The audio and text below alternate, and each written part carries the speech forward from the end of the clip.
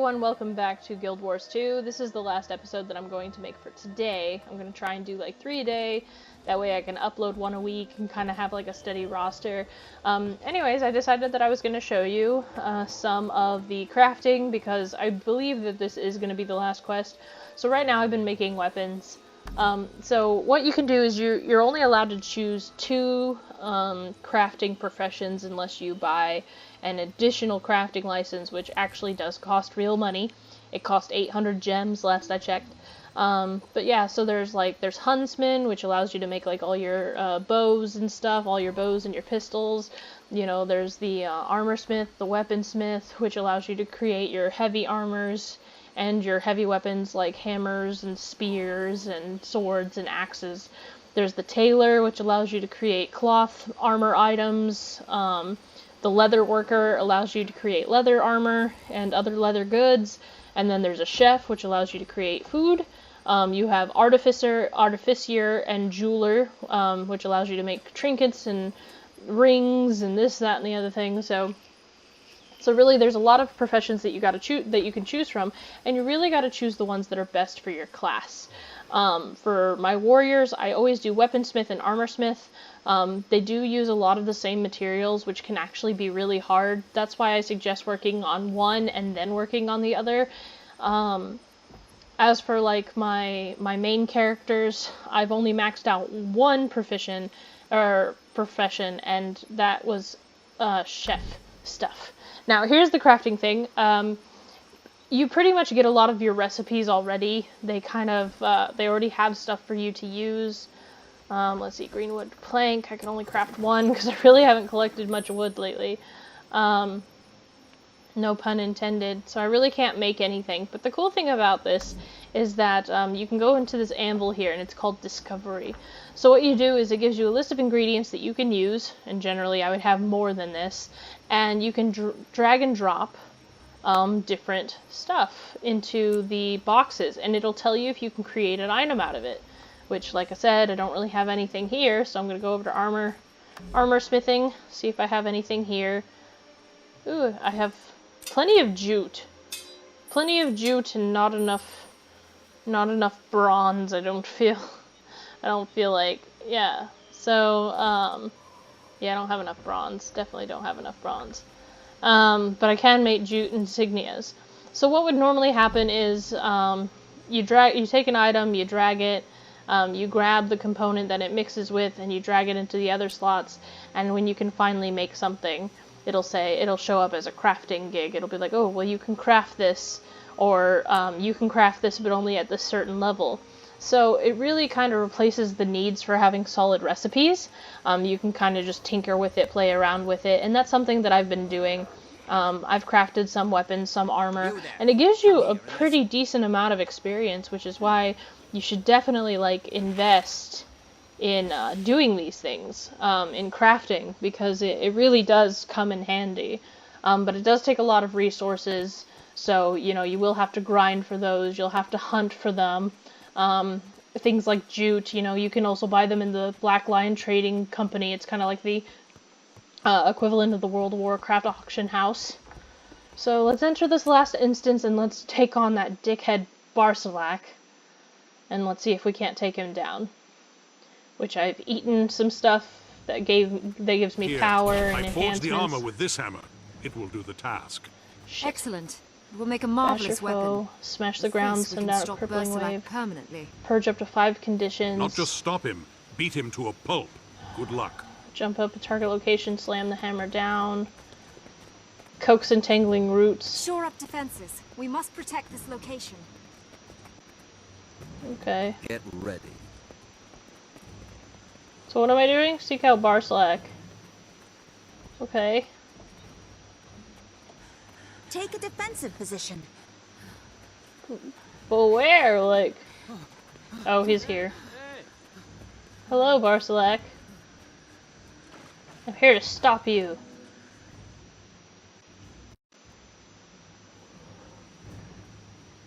Bercilak, are you ready to fight yet?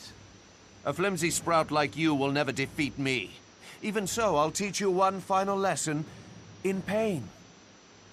Last time, your enchanted armor made it a bit unfair. Face me honestly, and we'll see who's flimsy. Occam's hammer. Do you think I really need my magic armor to beat you? You'll see. Do. Crippling wave. I don't know what he wants from me. I don't like this hammer, like, just saying now, like, I wanted to fight with my actual sword. Surrender. Let Nightmare take your spirit, and I may let you live. That villain killed my friend.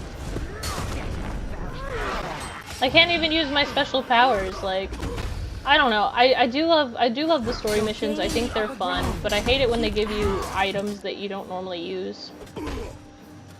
Like, it is annoying. It's supposed to throw you for a loop. It's supposed to get you out of the norm. It's supposed to make it more challenging, but I honestly just find it annoying. How is this possible? I will slay you all! You know, maybe if you didn't, like, if you weren't such a dick, Bercilak, you could have, like, gotten the lady. You know, maybe if you hadn't have killed her husband, she probably would have let you have a threesome.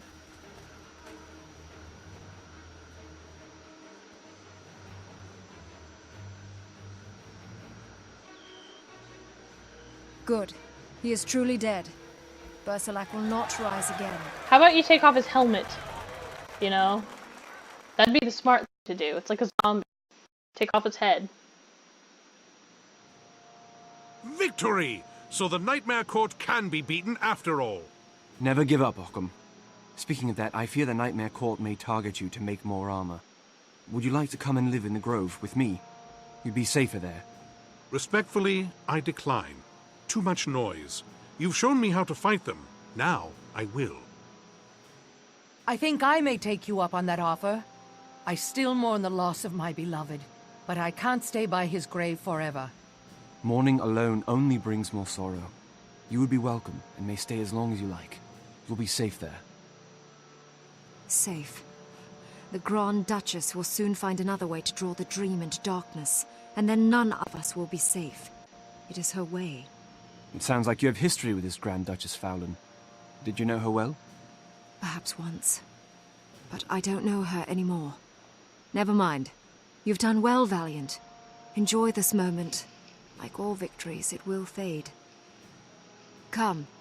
Like Gawain, we should not dwell on sorrows. One image in your dream has been resolved, but the other, the dragon, remains. It is time to speak with the pale tree. Alright, well, visit Occam, or the Omphalos train, the blah blah blah blah, the chamber. So, I don't know, so are we hitting on Gawain, being like, hey babe, like, come live with me? I don't know, I mean, considering Sylvari are just so open to that stuff, I mean, it just seems like it is. It seems like we've defeated the evil guy, and now she's got a new heart for someone else. Like, not that I mind. I think it's actually really sweet. You know, I believe that everybody should have their, I guess, their closure, and should, like, move on after certain events, you know? But at the same time, just a moment ago, she was like, I'll never leave this place, and now she's like, I'll take you up on your offer. I'll go live with you. You know? Like, I don't know. It seems very weird to me. But that may just be me. Oh, she's got a lot of stuff. I should have looked more at that. Oh, it's mostly just... Okay, it's the basic stuff. Anyways, so we're still in the level 10, which is good, because we're only like 9 minutes into this. So, but I do like Gawain. I like Gawain's character. She has my face and my hair. She's just like a female version of me with darker colors. I couldn't stop staring at that the entire time. But yeah, no, Kaith does have actually a deep relationship with Fallon. You find out more of this in the Heart of Thorns expansion. Since I'm actually playing as a Sylvari, I wouldn't doubt it if we see actually more of this just in general. I know I walked past my goal, but I want to get away from the talking people. But yeah, no, I wouldn't doubt if we see more of their relationship unfold. In the novels, we get a good, like, taste of what the relationship's like, so... I don't like Fallon. I despise Fallon, because Fallon kills one of my favorite people, and I don't appreciate it. So, I have played a lot of this game. And here's the pale tree. Well, she's at least the avatar of the tree. The tree itself is alive. She is the mother to all Sylvari, and she was born by Ventari, a planting of the pale tree. But yeah, so she takes on a Sylvari form so that other Sylvari may talk to her, but that's not actually her. She's like everything and everywhere. Greetings, my valorous child. Kaith has told me of your deeds. I'm so proud of you. I'm honored to meet you, Mother Tree. I dreamt of a Green Knight, and when I met Bercilak, I knew I had to defeat him. Is that because of you? No, dear heart. I do not control the dream. I am simply its caretaker. If you will allow, Mother, we would place the helm of Bercilak within our garden. I hope it will warn others not to fall to pride and nightmare. An excellent suggestion. Let the lesson be that strength of heart shall always overcome strength at arms. If I may ask, Mother, in my dream I also saw a fierce, horrible dragon. I've been told it is my wild hunt to face this monster. Is that true? I fear that it is. A wild hunt is a sacred thing, a burden placed by the dream upon the strongest and the bravest of my children. In your dream, you fought an elder dragon face to face. Only 2 of my children have had such a dream, you and Kaith. All Sylvari fight the dragon's servants, the undead. But I believe you will face Zhaitan itself. I also believe you will prevail. I understand, Mother. Thank you. Be proud of your victory, Valiant. Until battle comes once more to challenge you, may you be at peace. Kaith, I wish for the Valiant to meet my eldest child. Traherne has returned from Or? Mother, I hear adventure calling. Do not question the dream. We must all play our parts. Yes, Mother Tree. I will see that it is done. So that was that. She just mentioned a character named Traherne. Traherne is actually integral to our story, the main campaign. He's another Sylvari, and no matter what race you play, you run into Traherne, because he's just one of those major players. Let's see if they have anything new to say. You've done well, Valiant. We will make a formidable alliance against Zhaitan someday. Can you tell me more about Zhaitan? The undead dragon at the heart of the cursed land of Or. Only 2 living creatures have ever seen him, myself and my brother Traherne. Can you tell me more about Traherne? Another of the firstborn. His wild hunt also draws him to Or, though he did not dream of fighting the dragon. What did he dream about if not battle? In his dream, he saw Or as a beautiful land, once more green and fresh. An impossible task. Dragon corruption cannot be cleansed. I see. May I ask another question? Can you tell me more about Zhaitan? Have you seen Zhaitan? Yes, larger than you can imagine, ceaselessly hungry. It is death beyond compare. Ask me no more. I understand. Can I ask you about something else? Can I meet Traherne? Yes, I sent him word of your dream. He's already on his way to the grove. Sounds good. I look forward to it. Thank you. I want to talk to you. An excellent beginning, Valiant Cernoon. You will do well in Tyria. Can you tell me more about the Pale Tree, please? The Pale Tree is mother to all Sylvari. That golden form is a manifestation of the tree herself. If she's not Sylvari, what is she? To our knowledge, she is unique in all of Tyria. A truly wondrous creature. She guides us and shepherds the dream. We are fortunate to have her. What can you tell me about the dragon? They appeared before Sylvari came into the world. The dragons are evil and wish only destruction. There's more than one dragon? Yes, Primordius, Zhaitan, Jormag, Kralkatoric. Each has awakened. Each has already brought destruction to the world. Let's see. What do we know about Zhaitan in particular? He's a rotting shell, an undead dragon, and he sits at the heart of Or, a dark, cursed land across the sea. Okay. What's it like to be a firstborn? Oh, yeah. Yeah. I've seen wardens in the Grove, and I already asked these questions. I've already asked about the other cycles, so thank you. And let's see what Mother Tree has to say. Anything? Yes. I'm so very proud of you, my child. This is only the beginning. Are you really the tree I see all around me? Indeed. But I have manifested in this form so that you and I may speak.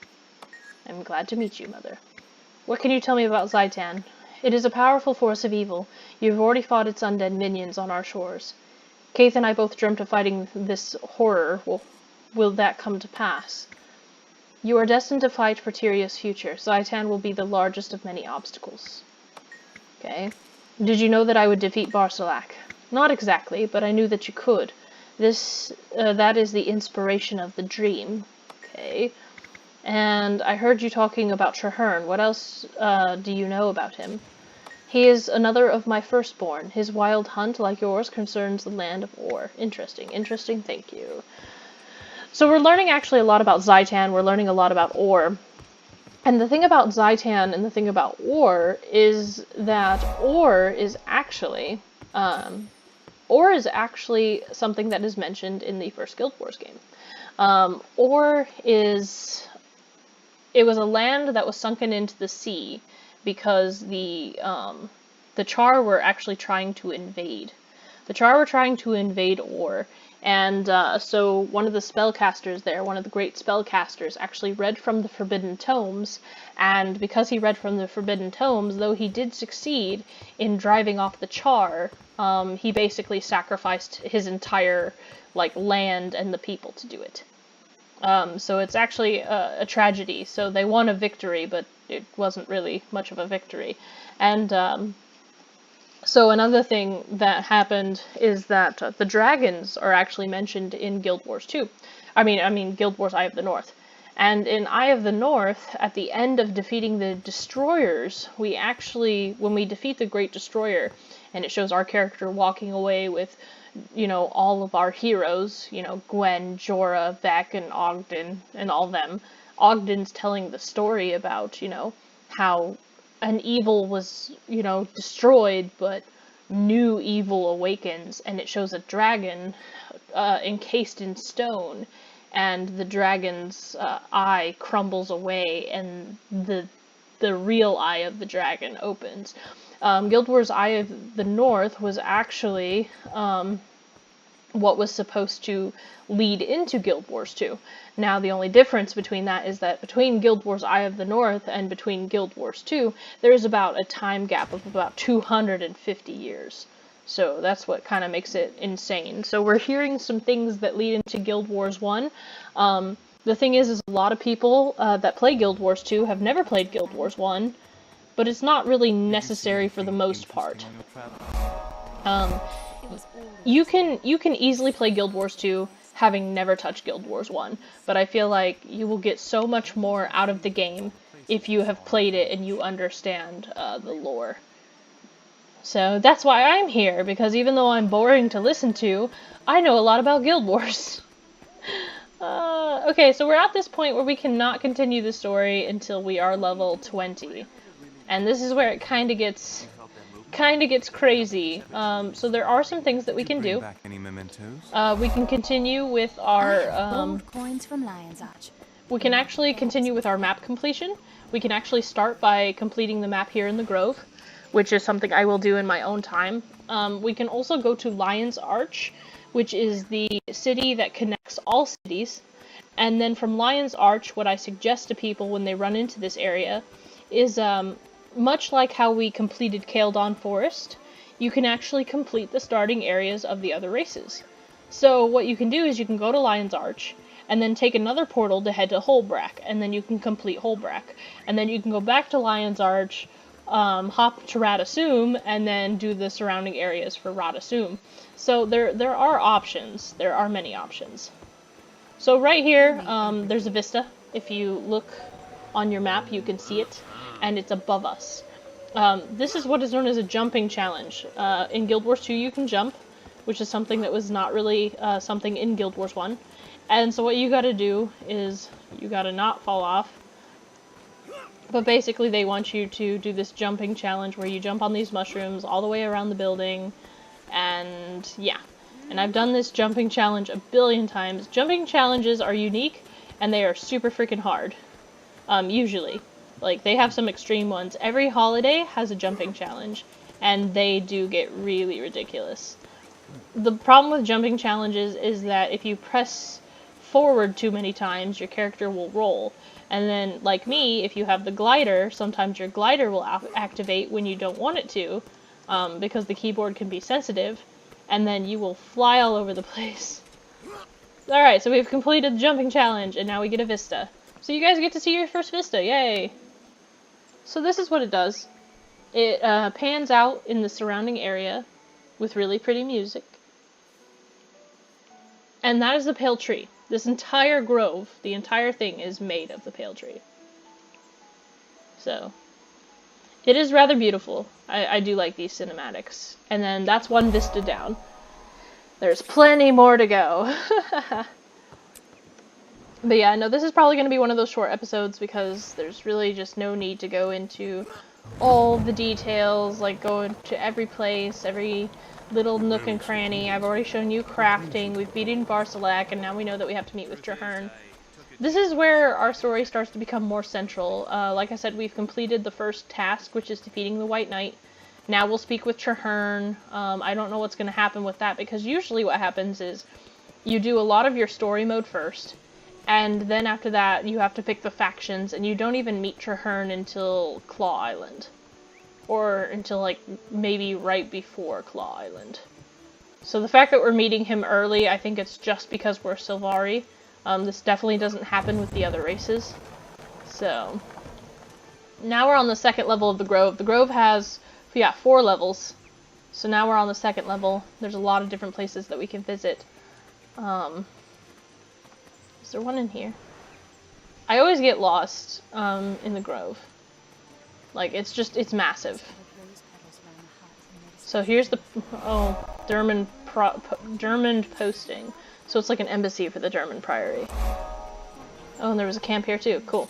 So we just continue this way, across the bridge. We'll run into everything.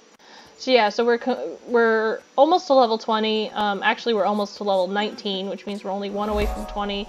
One more map completion.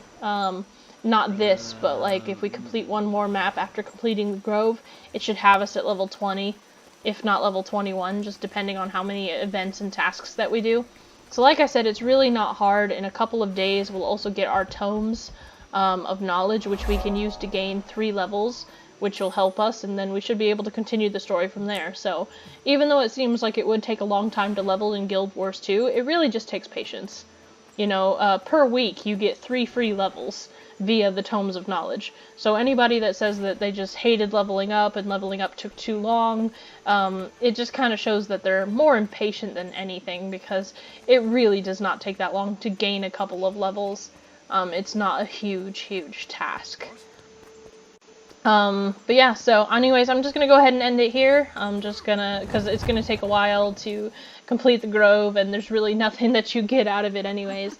So thank you guys so much for watching. Hope you enjoyed the episode. I'm hoping that these 3 episodes that I recorded don't have a terrible audio failure, like the last ones. Wait, stop. If you're going to kill me, let me fix my hair. I want to leave a handsome. Oh goodness. Sylvari are really funny. Won't matter.